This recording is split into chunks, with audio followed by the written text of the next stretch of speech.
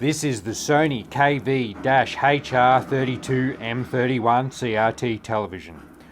Built around the year 2003, it features a 32-inch pure, flat, high-resolution Vega Trinitron tube. There is also a larger 36-inch version, the KV-HR36M31. Click on the link to see my review. In my opinion, these two models are Sony's best high-resolution 720p 1080i CRT televisions released in Australia. They share very similar DNA to their cousin in the USA, the Sony XBR960. The XBR960 shares the same bezel, however the back shell and connections, thus chassis, are all different. Currently I'm running a PlayStation 3 via Component with my favourite PS3 game, Dragon's Crown. Let's take a closer look at the connections on the front and around the television set itself. There we are, we can see the actual bezel, the TV itself, rather than the image. Moving on closer, has a very nice smooth finish. There's almost a silver speckle inside that grey plastic and perforated speaker grille with a nice dot pattern. You've got to be careful when you carry these things because it is quite heavy. I think it's around 70 kilos. It's got a nice little area you can put your hand under there, but it's a little smooth and it's very easy to start to slip if you're getting sweaty hands. There's a flap on the front that can retract to reveal the connections. Headphone jack, S-video jack, composite left and right stereo, that's AV4. Then we have some buttons to control the functions of the television. Interestingly, we have a memory stick slot there, and I'm going to explore that at much greater detail this time around. I've got things set up to look at that. Then we have some status indicators, big power button there. The red light can flash on the front if there's a fault with this television, depending on how many flashes it does. That can help diagnose the fault at hand. Going around to the back, a lighter colour of grey.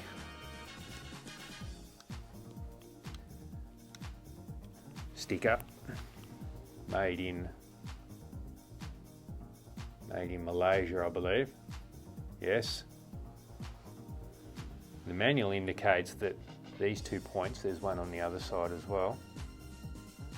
Where is it? Just there and there, that you can put in, say, a cable or a string or something, feed it through and then secure it to the wall behind the television to help it stop falling forward. There are our connections. The PlayStation's still hooked in the component line. Those two inputs, the component inputs, the one that's occupied and the one on the right, they both accept 480i, 576i, 720p, 1080i. You don't have to change anything in the television, you just go to the AV channel that's appropriate and it'll automatically sync to what the signal is.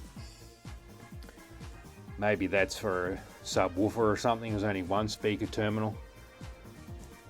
The usual composite ins, composite in and one set of out, an S-video in the back there, an RF. Perhaps the most interesting feature and the most understated by Sony are these two connections here, labelled HD and VD sync, horizontal drive, vertical drive. They are the syncs for VGA. Again, the manual doesn't even state anything about it being used for VGA. In fact, it only basically recommends for a set-top box satellite system setup if you need to use these two, but it doesn't talk about VGA or DB15 connectors or anything like that, so it's very understated from Sony. And you can use VGA based displays, consoles, Xbox 360, Dreamcast, PC, and we'll put it through its paces and test what it's capable of shortly once we get it back on. Very dusty inside, and look at this massive woofer assembly. needless to say, the television has quite the sound system, very capable of putting out loud and good quality sound. 2 speakers in the sides, fairly sizable speaker even there as well. Our television may be made in Malaysia, but our tube is made in Japan, indicated by the label. Another label with the model number. Not a huge chassis. You may be expecting a massive chassis. It is fairly sizable, however. You might think it has a massive chassis given the tech that's going on inside. Even our yoke assembly, we've got 2. We've got the neck board in the sense that it is the neck board that goes on the back of the tube, but we have another board as well. It's amazing how advanced CRT technology became. And as I've said before, imagine where it could have gone if it had have been continued with. Very dusty big capacitor there. I'll show you the remote now. You probably don't want to lose the remote if you want full functionality. It's got some buttons on it that most remotes don't have. This is the matching remote, the Sony RM-1007 printed on the bottom. It has some interesting functions. There is a button for memory stick that will take you to the TV's own inbuilt menu system to view memory stick content. There's also a button here which I haven't explored before, V-Center, vertical center, which I think enables you to adjust the vertical centering of the picture, but only in on certain inputs. I don't think you can do that on the higher definition resolutions. We'll explore that later. The remote takes 2 AA batteries. Some old Dick Smith battery still going strong. There's also a little diagram that indicates button combinations that then enable you to use other Sony devices such as DVD player, mini disc, CD and others, all from the comfort and control of this one remote. In 1998, Sony released the memory stick format. There are a number of revisions in the memory stick family over the years. Memory Stick Pro. The Sony television takes the Sony Memory Stick Pro. This here is an adapter to accommodate the next step in the evolution of Memory Stick. Memory Stick Pro Duo, which has a smaller form factor than the original size sticks. For comparison's sake, here is a standard size SD card. SD cards came out in 1999. Sony got trounced in the end, however. There were complaints that their cards are too expensive. This Memory Stick Pro Duo card came out of a PSP that was laying around. I need to put that stick in the adapter, then this can go into the TV. You can view JPEGs and MPEG-1 format pictures and video. The memory stick clicks in. The television displays a symbol of the card on screen to show you that it's been inserted and removed. To start viewing the content of the memory stick, you can either press the memory stick button on the remote, or you can press menu, then go to memory stick menu, activate that, and it'll take you into the viewer. The viewer is built into the television. This viewing system here is not part of the memory stick, it is part of the television. It's the television's own app. I've already put some pictures on that I downloaded off the internet from a Danish television station. There's a handful of images and we'll look at them full screen. 4x3 grid pattern. Another grid pattern. You can see some misconvergence on the left there, the red sticking out. That needs a tune-up. The geometry could do with a tad improvement too. A test pattern.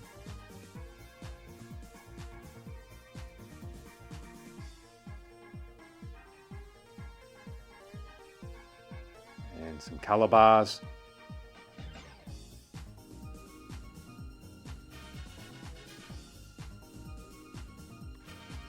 And the grayscale.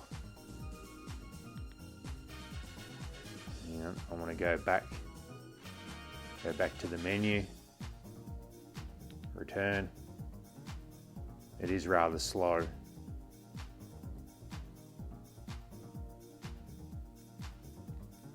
I've got another folder with an MPEG inside it, a short video clip that I also downloaded off the internet. I'm not sure how advanced the JPEG or MPEG that the television will display. Remember, we are talking 2003. I'll go into this folder, this MS Sony. You may need to name the folders a particular way so that the television can see them. That's in the manual about those details. So that's the folder I want. It has the MPEG. And I'll play that. It doesn't go for too long. It is quite low quality. Movie player.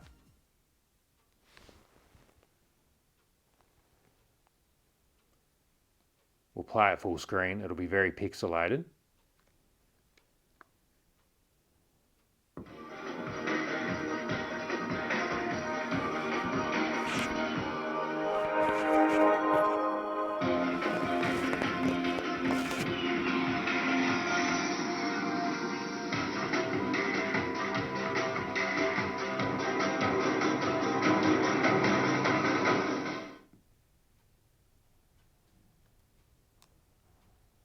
That gives you a good idea of the memory stick capability of the TV and an interesting way to insert some test patterns into the television as well.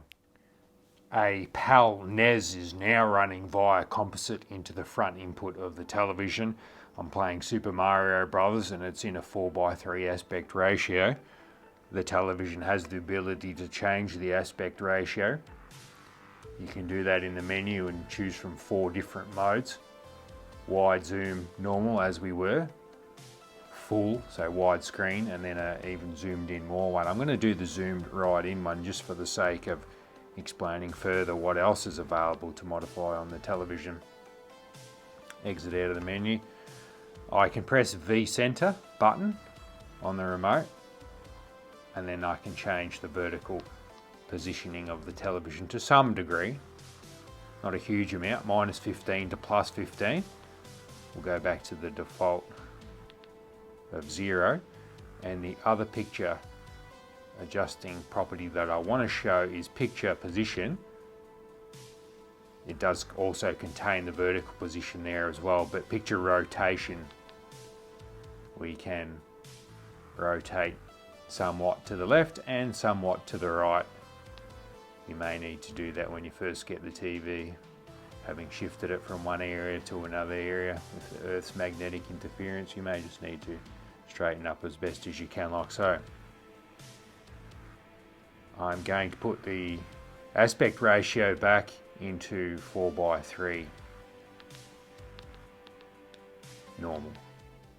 I have to start mentioning now about this DRC-MF feature that the Sony television has, and this is really a marketing gimmick name for their 100 Hz processing, and most manufacturers had different terminology, and this is Sony, so the claim is to view better or high quality pictures, and there's 3 presets that you can choose from here, and I'm going to demonstrate Super Mario Bros and Duck Hunt under the 3 different presets and describe what I'm seeing.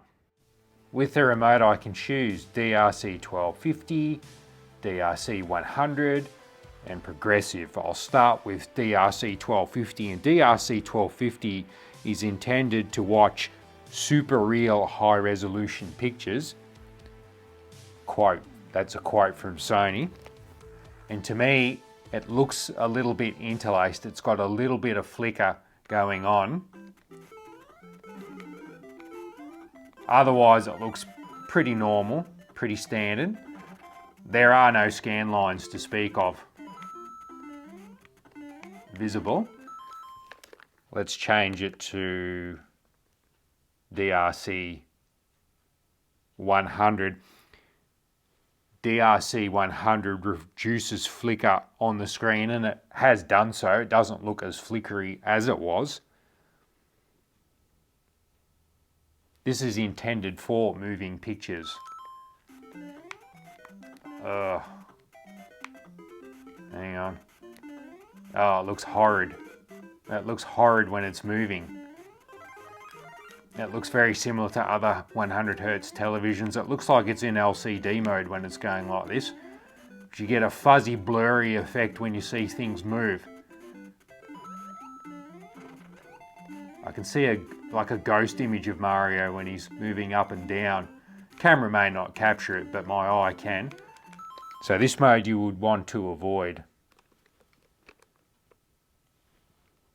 And then finally, progressive. This one's probably the most normal. It doesn't flicker with an interlaced look. It doesn't blur up when it's moving. So you'd probably stick with this one if you have to, the progressive mode on this 240p content on composite video. Not the ideal situation anyhow. Let's move on to duck hunt and test the gun out. DRC progressive is still active. Let's see how we go with the gun.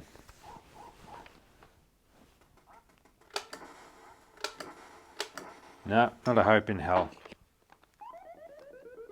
One more round of that one. No. Let's go to DRC 1250 and see if we have any better luck. Nope. Give it another round. Show it some mercy.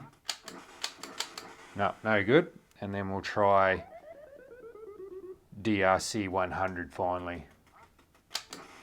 God, that looks terrible. That duck looks bad, moving around like that. Again, no good.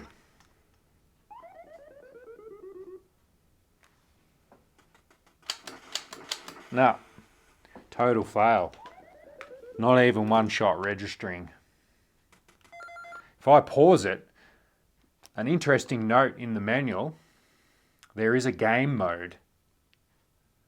The game mode, if I can find it, game mode disables the DRC, or so it claims. So game mode's on, and when I try and change the DRC mode, function not available. You'd think, well, maybe the gun will work now. Maybe there's hope. That's what I had. I thought just maybe this gun will finally work with game mode on. Not looking good. Really, the game mode, I don't even know what it does. Sony doesn't really state what it does in the manual. This is the excerpt from the manual, and this is all it states. This is the most detail it gives on game mode.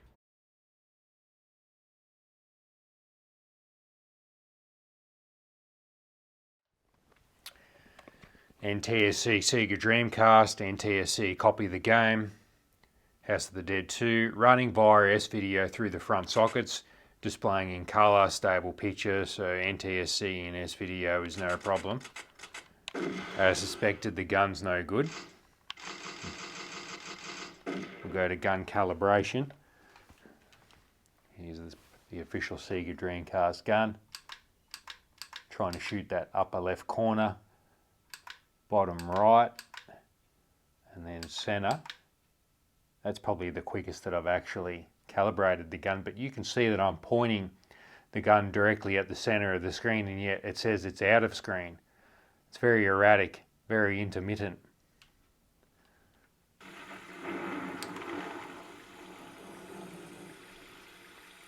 We're meeting G over there.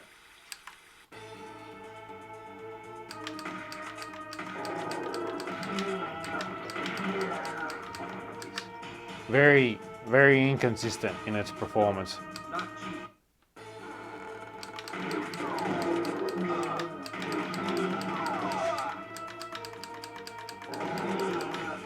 Not working too well. How did this happen? while we have the Dreamcast out, I've got Street Fighter 3 Double Impact. I'm not 100% sure if this game is 240p when it's in game or 480i.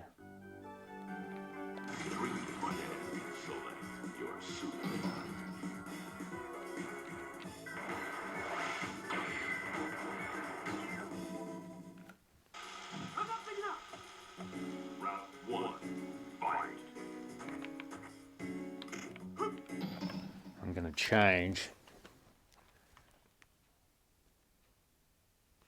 DRC 100.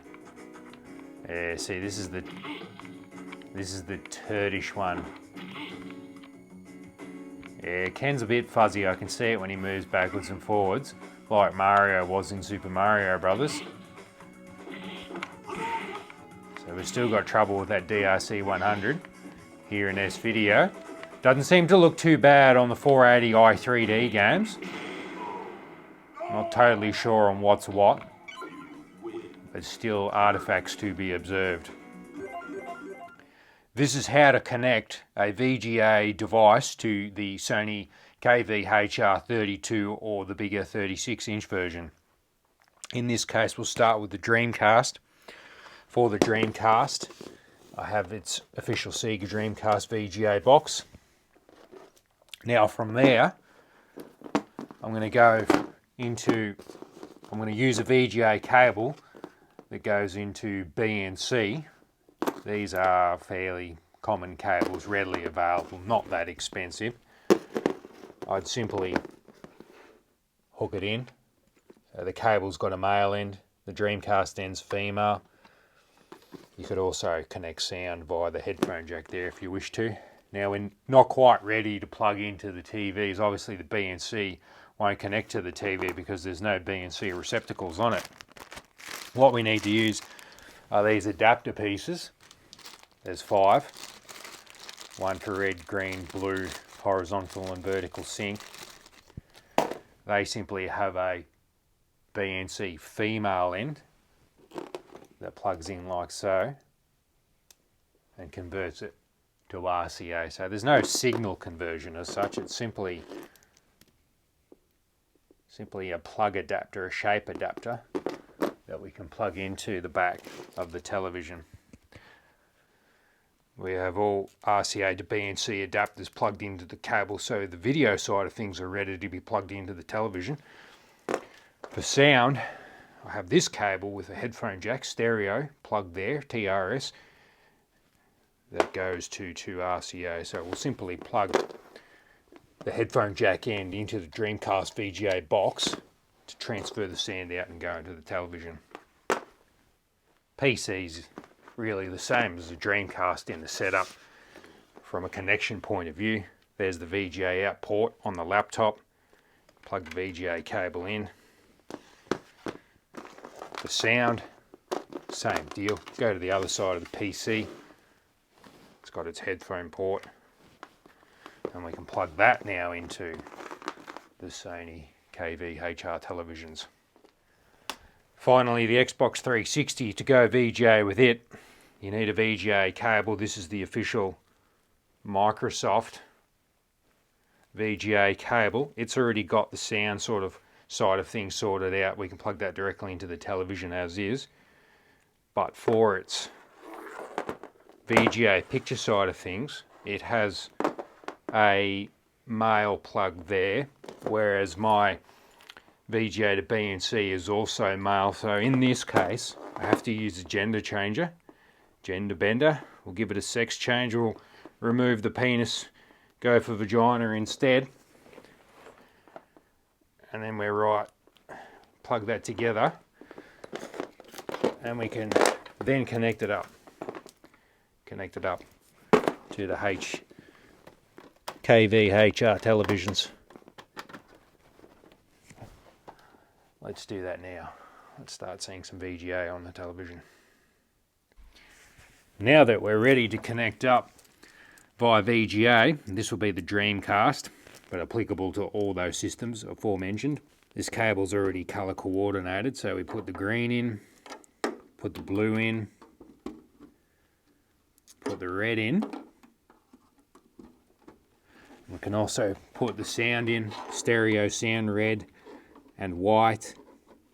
And that leaves us with our syncs. These wires are color coordinated as well as the inputs, but they are opposite to one another. If you have troubles with image, if you have double the image come up on the screen, you've probably got your syncs around the wrong way. So I'm going to put the black into the white and the white into the black. And that means we are now ready to view the Dreamcast on the television in VGA.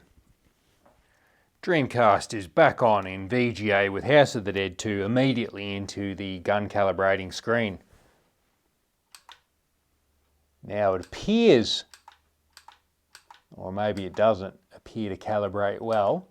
It seems to calibrate better in VGA, but again, we have this out of screen problem. I'm a little surprised. I expected it to actually work in VGA, this gun on this TV. Let's make sure by testing it in game properly.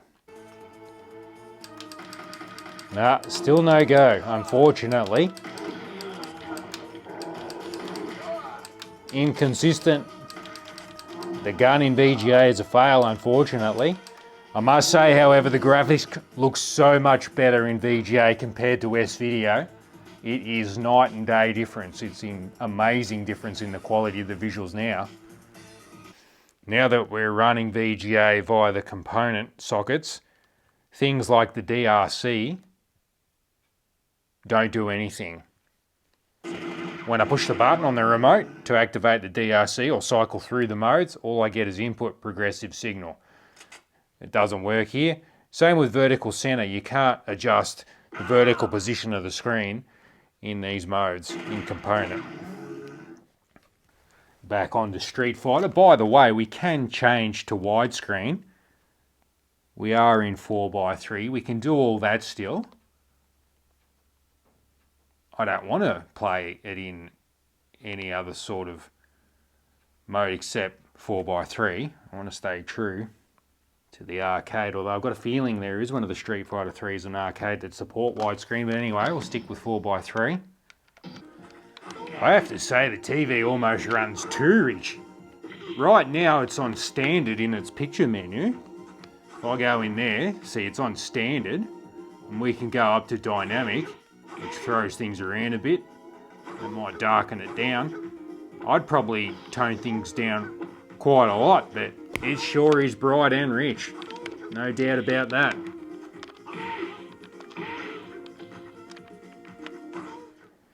Xbox 360 in VGA, 640 by 480. We'll go through the list, we'll see what happens. The widescreen one works. We should put the TV into widescreen to accommodate that, but we'll just keep going through them. Now that one appears to be a bit cut off to the sides to 1024 by 768. Let's go up. Okay, that one's a bit cut off to the side as well. It'll certainly have a go, won't it? I wonder if we could go into the service menu and try and play around with things. That one doesn't work, obviously. So there's one that doesn't. Let's go for another. Well, that one seems to fit things in. I know it doesn't display as cut off in the top left corner. Nope.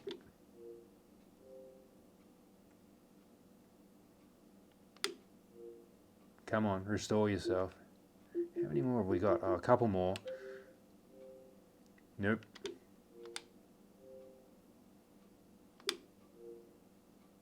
And then 1080p, which I certainly don't think will do that. That's beyond expectations to full 1080p. But as you can see, it can cover a fair amount of ground, although let's go back to 640. Yeah, see, everything's in screen when we do that. Same with that one. Let's go back to that 1280. No, see, it's a bit cut off.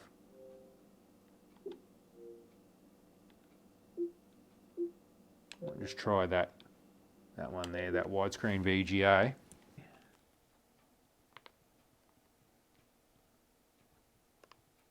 Not zoom, but full. Let's see how we go with some of these high resolutions with widescreen activated. Let's see if there's any difference. No, it's still cut off.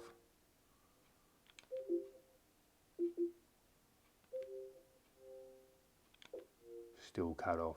Okay. A little bit of Ultimate Marvel vs. Capcom 3 on the 360 in the VGA.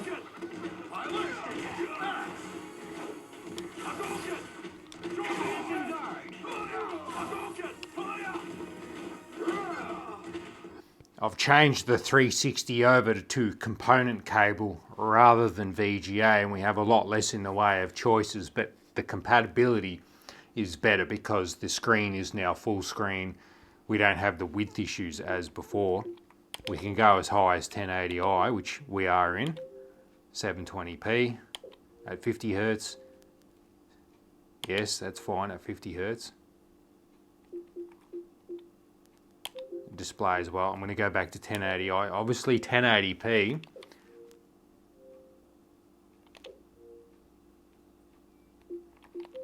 will not work. I'll give it a go. It has a go. It tries and passes it over the component cable.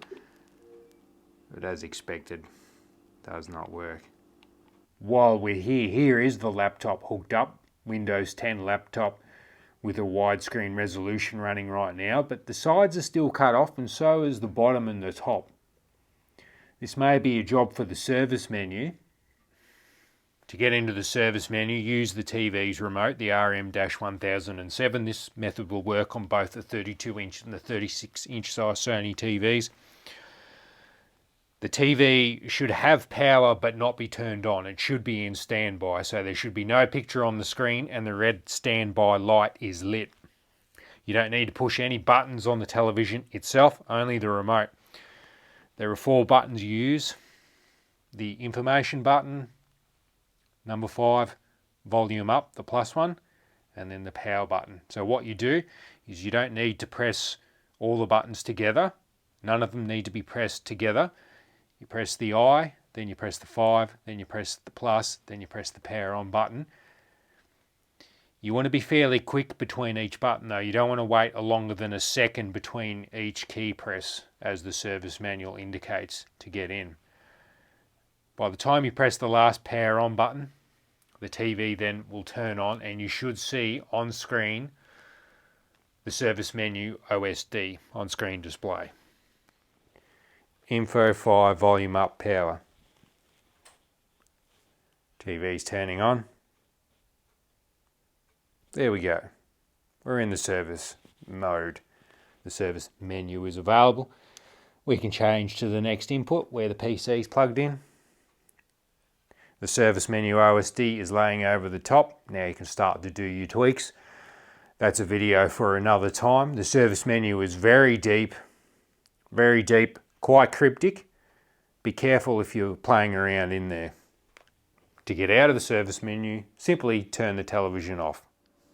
The PlayStation 2 is a very versatile console. It can output 240p over component and go all the way up to 1080i, although I think there are very few games that support 1080i. Let's have a look at the modes, the video modes that are available on Gunstar Heroes.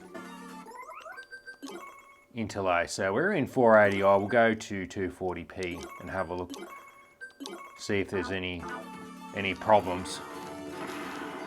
The 36-inch version didn't seem to have any problems with 240p over component. I expect the 32-inch to be the same. Don't see anything untoward happening, no artifacts that I can perceive. We can go to 480p, of course. The television supports that, 480p and beyond.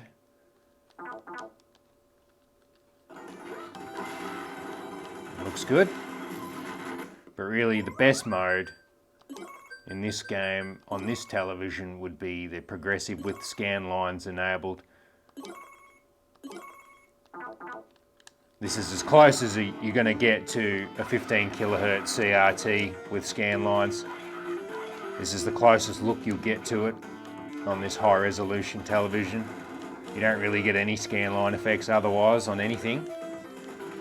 All in all, good, very good result. Finally, we end the video with the Wii U running via Component, set at 1080i with Mario Kart 8, and it's looking glorious. This is where the television really shines, in the high resolutions. The later gen consoles like the Xbox 360, the PS3, the Wii U, that all support analog output and take advantage of the component signal going into this television. On the negative side, the television's not the best performer in RF, composite or S-video. There's other televisions that do better. 15 kilohertz televisions for SCART RGB would be far superior. The VGA is a little compromised with its cut-off edges. If anyone knows how to resolve that issue, if anyone's got experience in the service menu as well, please comment down below and tell us what you've managed to achieve, how easy or hard you found it in the service menu to adjust. Overall, a television that's not that rare. It can be obtained. I've seen a lot of them for sale over the years. A lot of people have got them. A lot of them have been saved, so keep looking out, keep searching. Definitely give it a try. Don't pass it up without seeing it in person. Hope you've enjoyed this video, this lengthy video. Stay tuned for more to come.